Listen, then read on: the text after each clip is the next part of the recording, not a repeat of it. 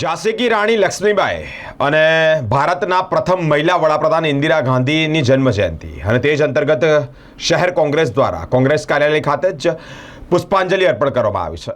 દેશમાં મહિલાઓનો સિંહફાળો રહ્યો છે એવા ઝાંસીની રાણી લક્ષ્મીબાઈના જન્મ જયંતિ અને તે નિમિત્તે કોંગ્રેસ દ્વારા ઝાંસીની રાણી સર્કલ તેમજ ઇન્દિરા ગાંધીજીને જન્મજયંતિ હોય ત્યારે પુષ્પાંજલિ અર્પણ કરવામાં આવી છે। પૂર્વ પ્રધાનમંત્રી ઇન્દિરા ગાંધીજીનો જન્મ 19 નવેમ્બર 1970ના રોજ રાજનૈતિક રૂપથી પ્રભાવશાળી નહેરુ પરિવારમાં થયો। તેમના પિતા જવાહરલાલ નહેરુ, માતા કમલા નહેરુ 1966થી 1977 સુધી સતત 3 વખત ભારત ગણરાજ્યના પ્રધાનમંત્રી રહ્યા। ત્યારબાદ ચોથી વખત 1980થી લઈ 1984 સુધી તેમની રાજનૈતિક હત્યા ત્યાં સુધી ભારતના પ્રધાનમંત્રી રહ્યા। ઇન્દિરા ગાંધી ભારતની પ્રથમ મહિલા પ્રધાનમંત્રી હતા। ઇન્દિરા ગાંધી 1966થી 1980 સુધી સતત 3 વખત દેશના પ્રધાનમંત્રી રહ્યા છે। 1980થી 1984 સુધી ગાંધી ચોથી પ્રધાનમંત્રી રહ્યા। ઇન્દિરા ગાંધી ચોથા પ્રધાનમંત્રી રહ્યા। મિત્રો, ત્યારે આજે જ્યારે જન્મજયંતિ હોય તે અંતર્ગત પુષ્પાંજલિનો કાર્યક્રમ કરવામાં આવ્યો છે। 16 વર્ષ સુધી ભારત દેશના પ્રધાનમંત્રી રહ્યા તેવા દેશની અંદર સામાજિક, આર્થિક અને રાજનૈતિક તેમણે ઉન્નતિના કાર્યો પણ કર્યા। પાકિસ્તાન જેવા દેશને વિભાજિત કરી ભારત દેશના સહયોગથી બાંગ્લાદેશને નવો બનાવવાનું કાર્ય પણ કર્યું। સમગ્ર વિશ્વમાં એક લોખંડી મહિલા તરીકેનું નામ ફલિત થયું છે। રાષ્ટ્રના પ્રથમ મહિલા વડાપ્રધાન ઇન્દિરા ગાંધીજીના જન્મજયંતિ નિમિત્તે શહેર કોંગ્રેસ સમિતિ દ્વારા કોંગ્રેસ કાર્યાલય ખાતે પુષ્પાંજલિ અર્પણ કરવામાં આવી છે। દેશના પ્રથમ મહિલા વડાપ્રધાન સ્વર્ગીય ઇન્દિરાજી ગાંધીની આજે જન્મજયંતિ। ઇન્દિરાજી દ્વારા આ દેશ માટે જે કાર્યો કરવામાં આવ્યા, જે પ્રજાલક્ષી યોજનાઓ બનાવવામાં આવી, એનો આજે પણ આ દેશમાં પ્રજા એનો લાભ લઈ રહી છે। આજે હરિત ક્રાંતિની વાત હોય, શ્વેત ક્રાંતિની વાત હોય, મહિલા સશક્તિકરણની વાત હોય કે પાકિસ્તાનના 2 ટુકડા કરીને પાકિસ્તાનને સબક શીખવાડવાની વાત હોય, એવા તમામ કાર્યો અને આ દેશની સેનાનું મનોબળ, આ દેશની સેનાને સન્માન આપનાર એવા ઇન્દિરાજી ગાંધીની આજે જન્મજયંતિ નિમિત્તે કોંગ્રેસ પરિવાર દ્વારા કોંગ્રેસ કાર્યાલય ખાતે એ પુષ્પાંજલિનો કાર્યક્રમ રાખવામાં આવ્યો છે। જોગાનુજોગ આજે રાણી લક્ષ્મીબાઈ, ઝાંસીની રાણી, એમની પણ જન્મજયંતિ અને આ બંને વીરાંગનાઓ આજના દિવસે એમનો જન્મ થયો અને આ બંનેનું શૌર્ય માટે આખા દેશમાં આજે પણ આપણે એમને યાદ કરીએ છીએ, એમના દ્વારા કરેલા કાર્યો માટે એમને યાદ કરીએ છીએ।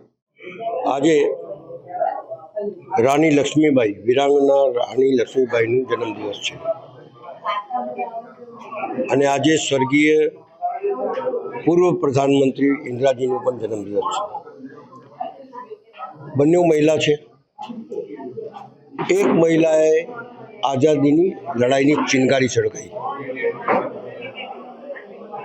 वो कहते हैं कि सिंहासन हिल उठे, राजवंशों ने वृत्ति तानी थी और बूढ़े भारत में भी आई फिर से नई जवानी थी।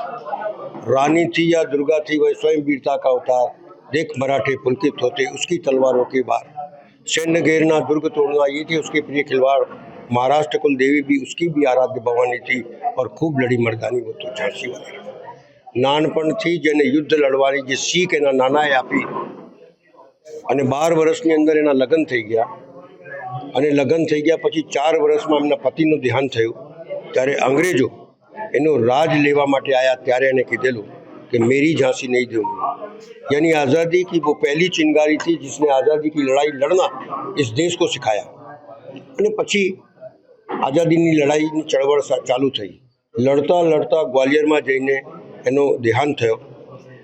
દેહાંત થયો એ વખતનું નથી, પણ દેહાંતની સાથે સાથે આ દેશને આખાને જગાડીને ગઈ કે આઝાદી લેના હૈ તો તુમકો લડના પડેગા।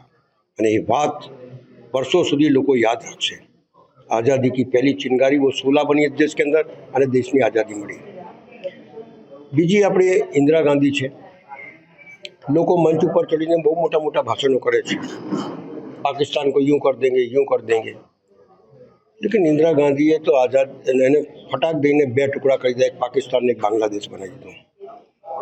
स्वयं विरोध पक्ष ना नेता अटल बिहारी वाजपेयी ने कहा था कि ये दुर्गा का स्वरूप है। અને આમય આપણો ઇતિહાસ, આપણો ધર્મ, આપણું કર્મ એ કહે છે કે રાજહટ, બાલહટ અને સ્ત્રીહટ સૌથી ખતરનાક હોય। એક વખત પકડી લે ને તો છોડે નહીં।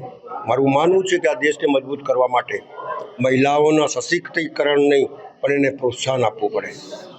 જે રીતે ઇન્દિરા ગાંધીએ દેશ ચલાવ્યું, આજે પણ ઇતિહાસ ગવા છે કે એનો દેશ નહીં ચાલે।